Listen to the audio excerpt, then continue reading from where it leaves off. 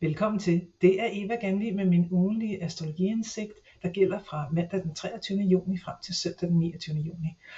Og det man kan sige om den her uge, vi går ind i, det er, at den er, hvis ikke mere, så i hvert fald lige så intens som den uge, vi går ud af. Fordi der er virkelig gang i den på himlen. Der sker en masse, stort set hver dag næsten, er der aspekter og hvad kan man sige, planeter, der mødes og skifter tegn osv. Det gode ved den her uge, det er, at der faktisk også er ret meget konstruktiv energi. Det vil sige, at forhåbentlig kan vi også se løsninger og gennembrud måske, eller i hvert fald følelsen af, at noget kan lade sig gøre. Så det vi kigger ind i, det er, at vi starter ugen med solen, der netop er skiftet tegn. Den er gået ind i Krebsen og danner så selvfølgelig en kvadrat op til til Neptun og Saturn, der står oppe i vædderens tegn. Og det gør den samtidig med, at den stort set støder ind i Jupiter nede i Krebsens tegn. Så den støtter op om den her spænding, den her udfordring, der ligger mellem Jupiter og Neptun og Saturn, som jeg talte en del om i videoen i sidste uge. Så hvis du er usikker på, hvad det betyder, så gå tilbage og lyt til den. Men det er absolut den her magtkamp om, hvem er det, der bestemmer, hvad er det for en dagsorden, der er vigtigst. Og nede i Krebsen taler vi om familieværdier, vi taler om inklusion, vi taler om det nære, vi taler om alt det, der foregår inde under huden. Det er et feminint tegn, det er der, hvor vi mærker efter og føler, og netop taler følelsernes sprog. Og oppe i vædderen, hvor Saturn og Neptun står, jamen der siger vi altså, hvad er op og ned i det her? Lad os være lige fremme, lad os være direkte, lad os tage den hurtige handling, lad os gå til stålet, altså lad os lade være med at tvivle, lad os bare komme nogle vegne. Og så der er denne her, hvad kan man sige, udfordring i, hvem er det, der bestemmer Saturn, og hvad er det, der bliver bestemt, og hvordan Neptun samtidig hele tiden prøver at på sin, hvad kan man sige, et forsøg på at være konstruktiv selvfølgelig, men på sin måde at underminere de magtstrukturer, vi har i vores samfund, men også i vores egne liv. Hvad er det, vi læner os op af? Hvor er det, vi har vores skelet stående? Hvad er det, det står på? Og hvad er det, vi understøtter? Det er ligesom det, der bliver undermineret og afprøvet for, hvor holdbart det egentlig er. Samtidig med, at vi har Jupiter, og nu også solen, der står nede i Krebsen og siger, hvad er det, der virkelig betyder noget på de indre planer? Hvad er det for nogle værdier, vi har? Ikke i det fysiske, men i det relationelle, i det familien, i de nære relationer, i det, der foregår inde i det indre.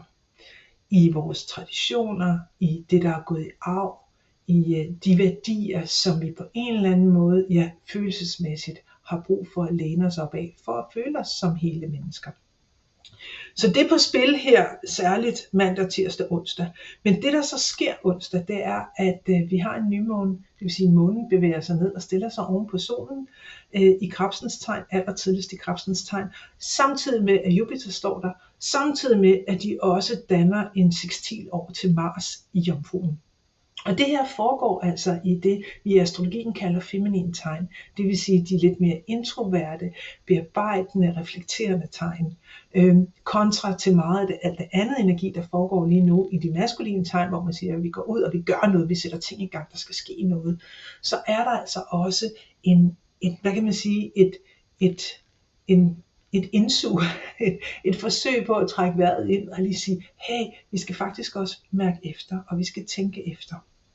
Så nymånen nede i Krebsen taler jo netop om det, jeg har talt om, de her indre værdier. Hvad er det, der betyder noget? Og når man har en nymåne, så er der altid mulighed for at sætte noget nyt i gang, og få et afsæt til ligesom at sige, hey, jeg så det her lille frø, den her lille bitte spire, den vil jeg værne om, og den vil jeg beskytte på, for at se, hvad den kan vokse til.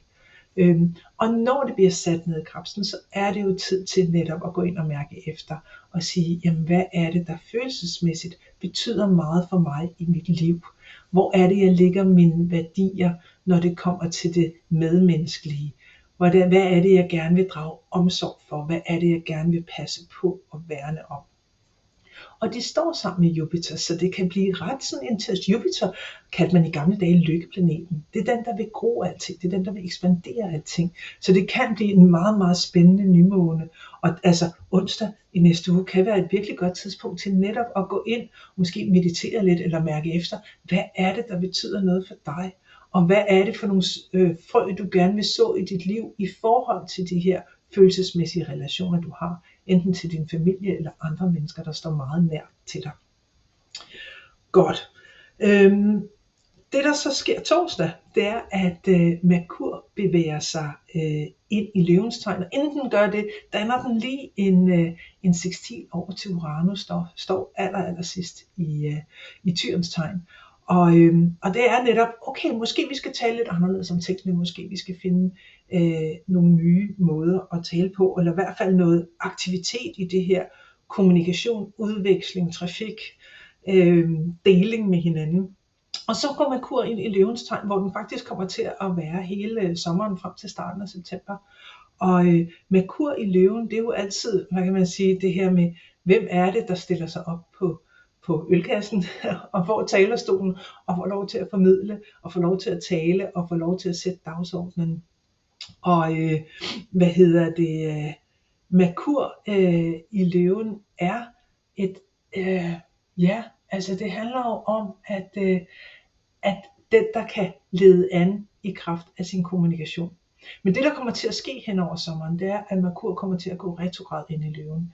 Det vil sige, at den vender i sin bane set fra vores perspektiv og går tilbage.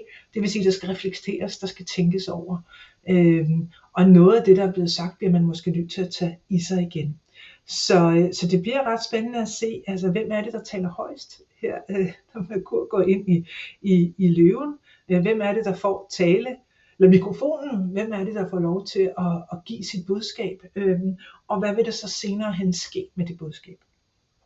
Det der så sker lørdag og søndag, det er, at Merkur, fordi den står allerførst der i løvens tegn, først danner en trigon, det vil sige et godt aspekt op til til Neptun og Saturn oppe i vædderen. Det vil sige, hey, måske vi skal tale om det, måske vi skal prøve at møde hinanden, måske nogle af de her magtfaktorer, både i vores eget lokale liv, men også på det kollektive plan, skal prøve at gå i dialog med hinanden og se, er der en eller anden måde for at skabe nogle løsninger? Kan det lade sig gøre rent faktisk at gå i en dialog? Og det er lørdag, det sker, og søndag danner Merkur så en opposition til Pluto oppe i vandbæren, og ligesom siger, hey, er der noget af det svære, vi skal have talt om? Det kan være afsløringer, det kan være det, at man får, hvad kan man sige, faret noget ud fra gulvtæppet, fra under gulvtæppet, og ligesom i talesætter noget af det, der er svært. Det kan selvfølgelig også, når det er Pluto, så er det altid sort eller hvidt, så det kan være en konfrontation, men det kan faktisk også være, at man får prikket hul på en by, og rent faktisk får talt om noget af det, der er svært, og tale om noget af det, der er et tabu, en hemmelighed, som måske nogle gange kan være en lettelse at få bragt frem i lyset. Så på den måde er det en uge med en stærk energi, som taler ind i, hvad er det, der sker lige nu i både vores samfund, men også i vores egne liv, hvor vi måske mange af os mærker, at der bliver rykket lidt ved fundamentet, at vi skal omstille os, at vi skal være parate til de her forandringer, at vi skal kunne finde tilbage til vores værdier, og måske ligesom sætte stilladset eller skelettet lidt på ny, for at sikre os, at det er ordentligt funderet. Så jeg vil ønske dig en rigtig, rigtig god uge, og forhåbentlig finder du den konstruktive energi i det her. Og synes du om det, du har hørt, så giv mig meget gerne et like, det vil jeg sætte stor pris på. Og del, og meld dig gerne på som subscriber, hvis du ikke allerede er det. Tusind tak for din tid. Alt god vind.